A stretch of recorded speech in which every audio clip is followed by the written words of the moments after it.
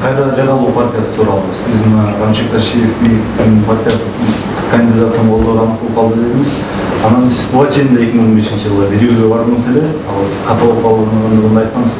Анан бул жолу дагы ката болуп калды десеңиз, себеби түбү бирге кошулат, учурда жазылат депсиз да. Ката болбойт. Биригүү өзү эч качан ката болбойт. Эгерде биригип туруп анан башка жолду тандап кетсе, ар бир кишинин өзүнүн абийиринде болсун.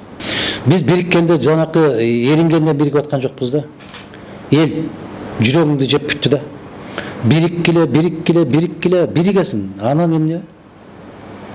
Биригип алсаң бир тарап айтат, эмнеге алар менен бириктиңиз? Айланайын мындай болбош керек эле. Кантип алар менен бирге барасыз? Азыр эч кимге жакпайсың. Сол жака бассаң, оң жака бассаң, түз бассаң, артка кетсең да жакпайсың.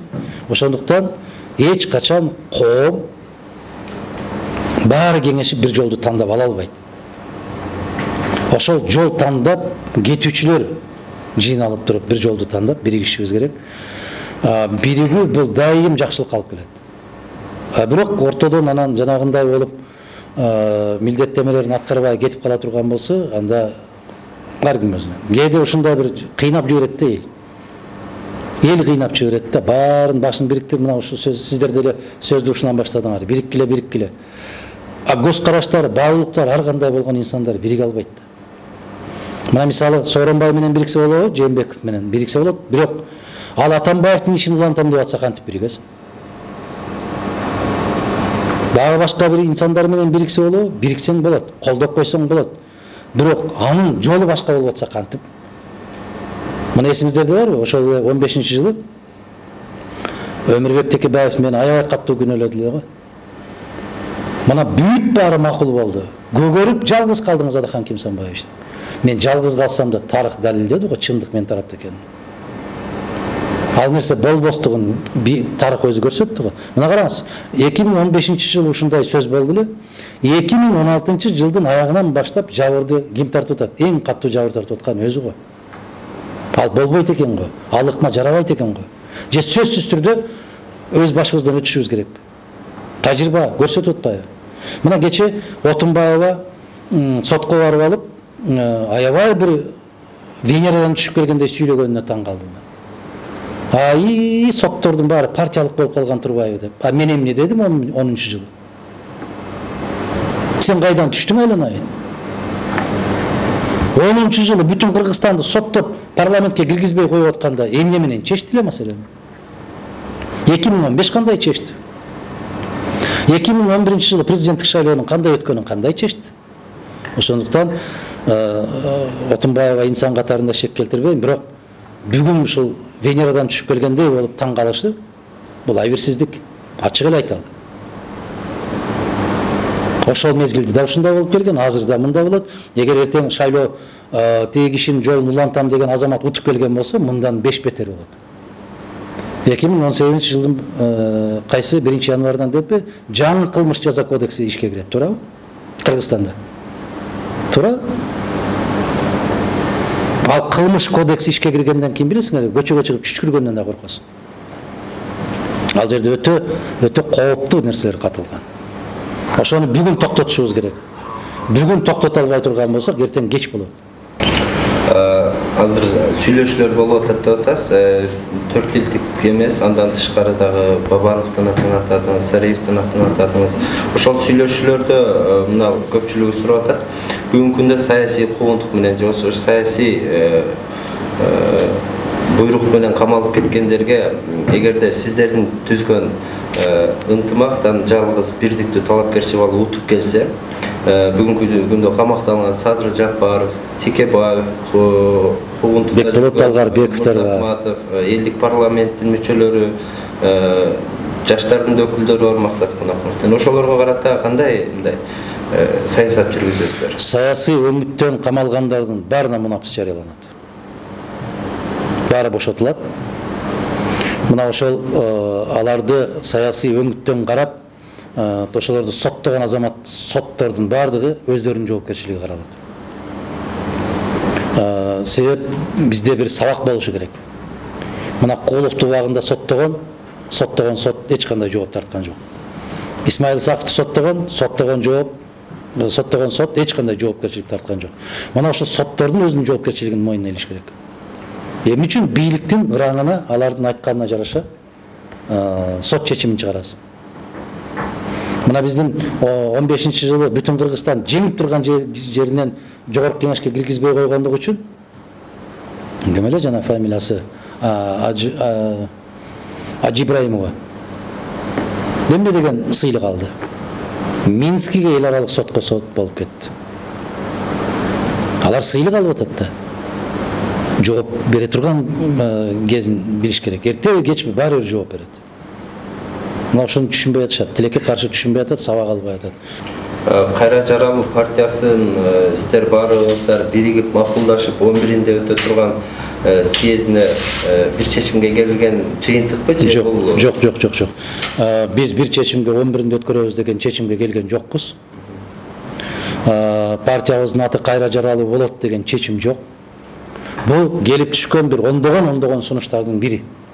Ат Кайра Жаралов деген.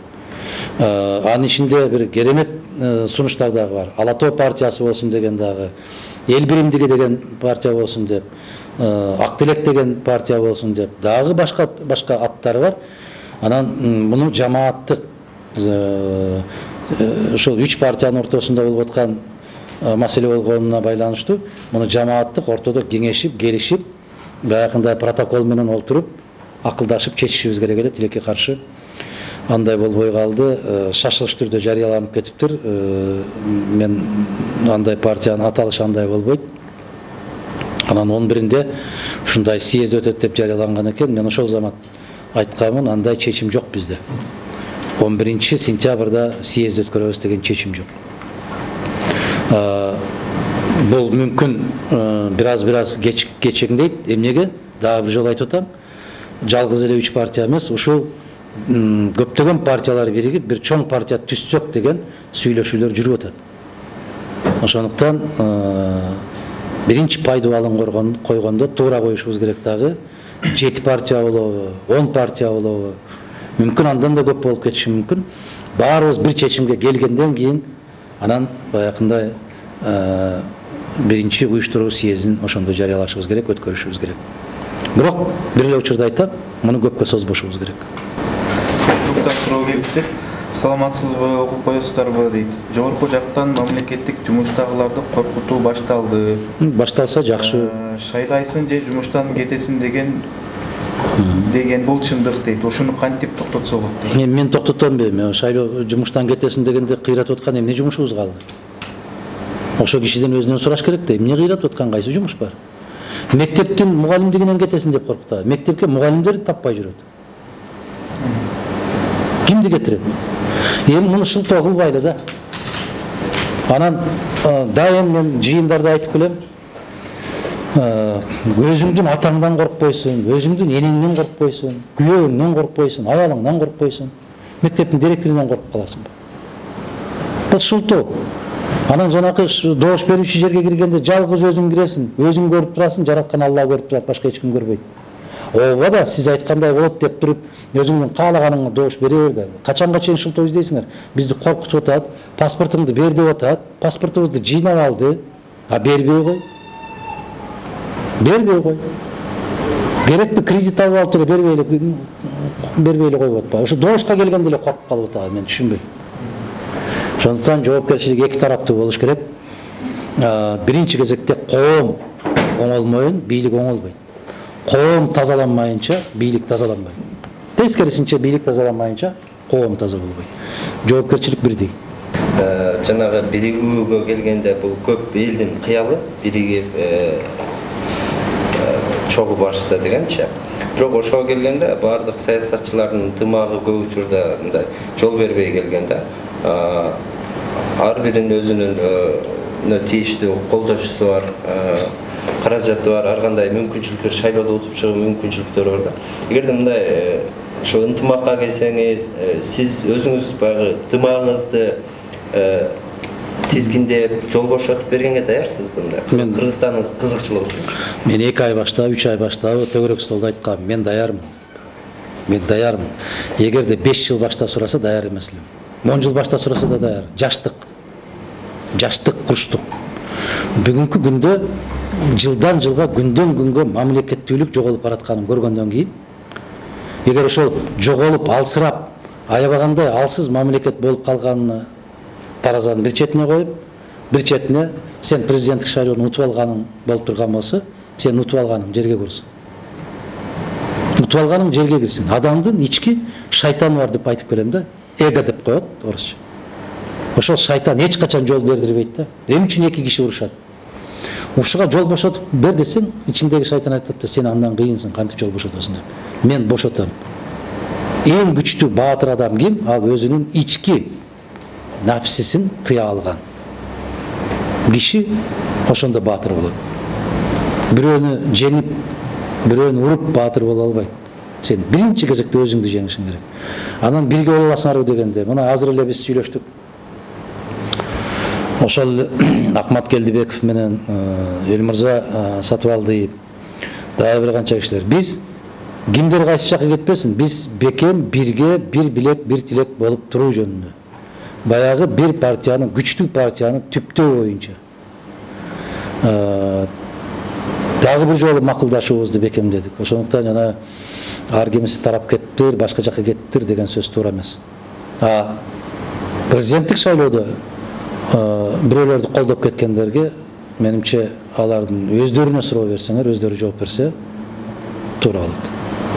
Дагы бир суроону кайталап беришти. Элис Мырзахматов менен мамилеңиз кандай? Ал кишиге кандай баа бересиз деп сурап атышат. Биздин баарыбызга бааны тарых берет. Эл берет. Мамилем меники бардыгы менен бирдей. Эч ким менен урушуп, сөгүшүп көргөн эмесмин. Эч ким менен кучакташып, шилекейлешип, достошкон эмесмин. Мен бардыгы менен мамилем бирдей, сый, урмат, тегиз. Мына ошол Мырзахматов, Садыр Жапаров,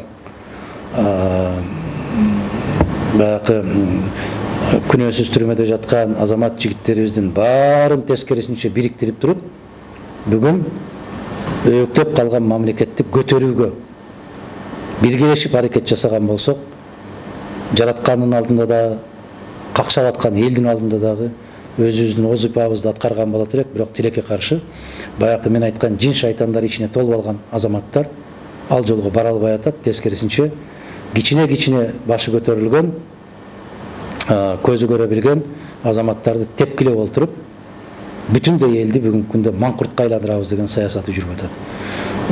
Бир күн болбосо бир күн бул саясаттагы бир аягына келет. Кудай кааласа, баарыбыз бир билек, бир тилек болуп турсак, келечегибиз кең. Андай азаматтарды сөзсүз түрдө элдин келечеги үчүн пайдаланышыбыз керек. Кадр даярдоо өтө оор маселе, кымбат маселе. Биз мына аталган жигиттердей азаматтарды бекерден бекер тепкилеп кубалай бергенден башыбыз көккө жетпейт. Токтотушубуз керек бул маселени. Кадр маселеси боюнча жаңы өкмөт шайланганда өкмөт башын баш кылып, кечээ да бир эки кеңешчисин дайындаптыр. Жаш Гарвардты бүтүп келди, батыштан бүтүп келгенде эле ошентип басым жасап атышат да. Жашы мынча экен, эң жаш экен деп. Биздин түшүнүктө арамда тажрыйба бир өкмөт башчы болсо же жок дегенде өткөндө бир депутат суроо берди. Şu 70% agrarlık mamlekette ökmöt müçösü bir ayıl çarba boyunca bilim var, minister var mı dese, yok endi. Şu siz kanday bağ veresiz ökmötkö? Şu yaşta öyle, men ayttım, жаздым да жана Facebook'tan tutuşabız da. Жаштыгыңды sen жейсиң бе? Ишине bağ бербейсиң бе? Жаштыгына чай куюп ичесиңби деп. Ушундай эле бир тенденция кетип атат да, ой, жаш эле жаш. Жаш баланы алдап койгондой эле да, оюнчук. Кооз оюнчук деп. Иши жөнүндө сөз жок. Эң туура айттыңыздар да, мына жоопкерчилик сиздерде да, журналисттерде да бар, баягы себетчилерде да бар да. Себетти көтөрүп алып эле улам кыйкыра бериштин дагы чейи болуш керек да. Кезинде ошол Максим Бакиевди цариге жетекчи кылып койгондо, аябагандай көп себетчилер чыгып алып, журналисттер чыгып алып, эң туура, керемет, аябагандай сабаттуу жигитти койду. Анан царин ичине ошол эле Сапар Исаковтар кирген ошол мезгилдечи. Жалаң жаштар келди деп, эмнеге алып келди ошол жаштар? Эмнеге алып келди? Өкмөттүн үстүнө өкмөт болуп туруп алып. Амбиция жаман. Эмнеге мен айтып атам, 5 жыл, 10 жыл баштагы Мадумаров менен бүгүнкү Мадумаровдун айырмасы башка деп. Мен сабаттуулугум күчөп кеткен жок. Билесиздерби, адам илимдүү болушу мүмкүн, бирок билимсиз болот. Оксфорддон, Кембриджден, Сорбоннадан бүтүп келди дейт. Бүтүп келе берет. Бирок билими канчалык деңгээлде? Билим болуш керек. Кече ошондой бир көкүрөгүн кагып аткан азаматтарга мен ушул жаштардын ортосунда туруп суроо бердим. Бланкетный норма деген эмне деп.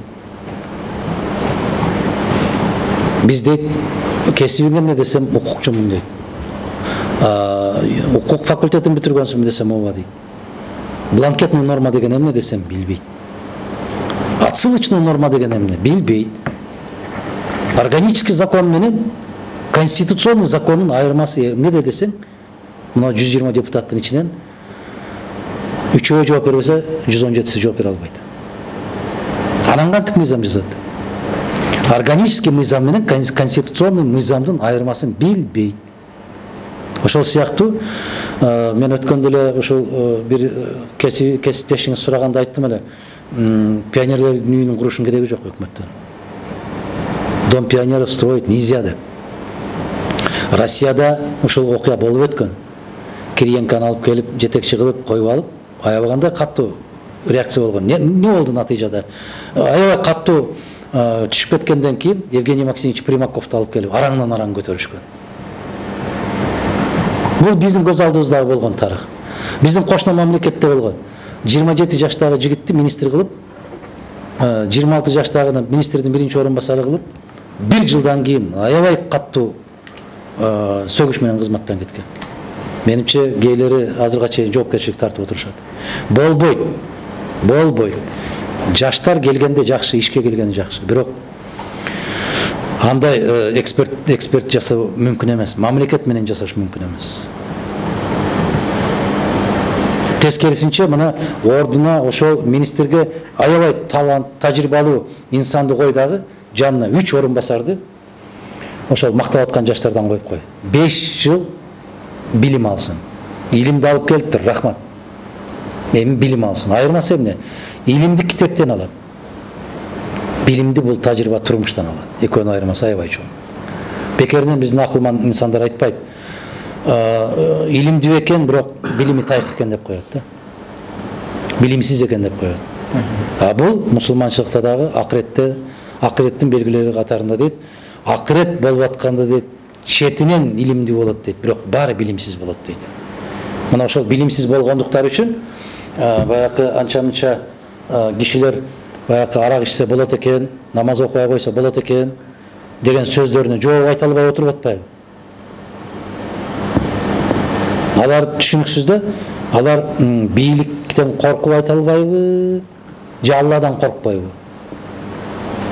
Ушундай коом болуп атпайбызбы? Же Алладан коркпойбуз, же мыйзамдан коркпойбуз, же конституциядан коркпойбуз? Ушундай бир жаман коом болуп калдык, эми Алла өзү сактасын. Бардыгы эле айланып келип, могу шайлоонун таза өттү, кандай сабак ошого келип такылат да, мен байкоомда.